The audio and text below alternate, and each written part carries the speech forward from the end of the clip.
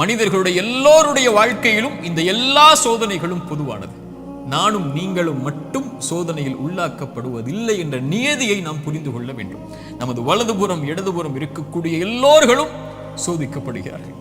பலஸ்தீனிலே முஸ்லிம்கள் படக்கூடிய பிரச்சனைகள், அவர்கள் சந்திக்கக்கூடிய சிரமங்கள், அவர்கள் சந்திக்கக்கூடிய உயிரிழப்புகள், பசியால் வாடக்கூடிய மனிதர்கள் நமக்கு முன்னால் வாழ்ந்து கொண்டிருக்கிறார்கள். தண்ணீர் கிடைக்காமல் தாகத்திலே கடல் நீரை குடிக்கக்கூடிய மக்கள் இன்று பலஸ்தீனிலே உண்டு. பசியால் புல்லை, விலங்கினங்களுடைய கழிவை சாப்பிடக்கூடிய மக்களாக இன்று பலஸ்தீன் மக்கள் பசியால் தாகத்தால் வாடுகிறார்கள். மனைவி இல்லை, குழந்தைகள் இல்லை, கணவன் இல்லை, உறவுகள் இல்லை.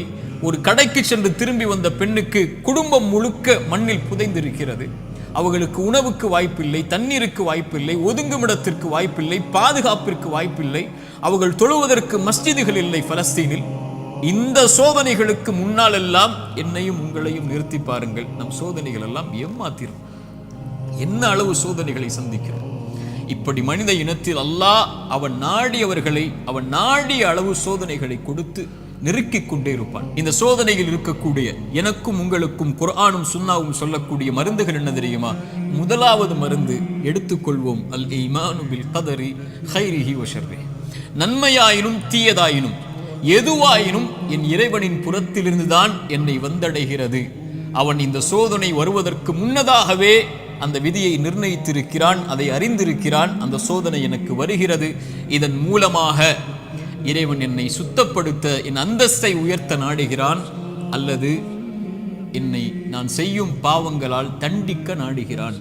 ஆனால் ஒரு முஃமின் சோதனைகள் வரும்போது அவனுடைய உள்ளத்தில் பதிய வைக்க வேண்டிய முதல் அம்சம், இதை என் இறைவன் அறிந்திருக்கிறான். வமா தஸ்குது மின் வரகத்தின் இல்லா யஅலமுஹா.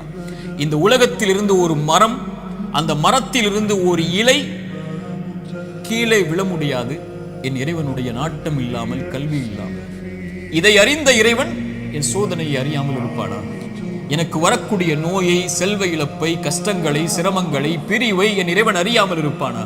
அல்லது நாம் இந்த உலகத்திலே பார்க்கக்கூடிய எல்லா சோதனைகளையும், பலஸ்தீனில் என்னுடைய சமூகம் படக்கூடிய சிரமங்களை, கஷ்டங்களை, சோதனைகளை, அந்த இரத்தங்களை, அந்த உயிரிழப்புகளை, அந்த பிரிவுகளை, அந்த ஓலங்களை இறைவன் அறியாமல் இருப்பானா?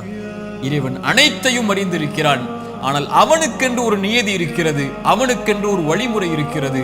இந்த சமூகத்தை தூய்மைப்படுத்துவதற்கும், இந்த சமூகத்திற்கு அவன் பாவங்களின் காரணமாக தண்டனைகளை கொடுப்பதற்கும். அல் ஈமானு பில் கதரி வல் கைரிஹி வ ஷர்ரிஹி. நன்மை தீமை அனைத்தும் இறைவனின் புறத்திலிருந்து வருகிறது. அவன் நாடியதால் தான் இது என்னை வந்தடைந்திருக்கிறது என்பதை முதலில் ஒரு முஃமின் ஏற்றுக்கொள்ள வேண்டும்.